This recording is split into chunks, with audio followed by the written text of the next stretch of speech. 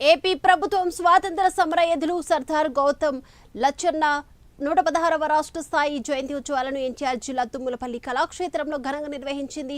ఈ కార్యక్రమానికి RTC chairman Konakala Narayana, మంత్రులు కొల్లు రవీంద్ర, సవిత, అచ్చెన్నాయుడు, అనగాని సత్యప్రసాద్, పలాస ఎమ్మెల్యే గౌతమి శిరీష పాల్గొన్నారు। స్వతంత్ర సమర యోధుడు లచ్చన్న ఆశయాలకు అనుగుణంగా ప్రతి ఒక్కరూ కృషి చేయాలని కూడా అన్నారు మంత్రులు। కాంగ్రెస్ పార్టీలో ఓడించిన ఘనత మరి నందమూరి తారక రామారావు గారికి వచ్చింది। దాని వెనకాల లచ్చన్న గారి ఆశీస్సులు కూడా ఉన్నాయని చెప్పి సగర్వంగా చెప్పుకోవచ్చు।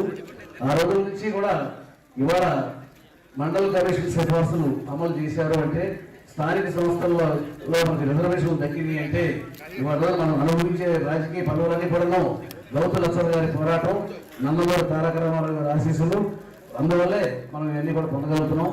మరి ఇటువంటి గొప్ప వ్యక్తిని గుర్తించి మరి అటువంటి నాయకుడికి ప్రభుత్వ పరంగా మరి ఈ యొక్క మర్యాద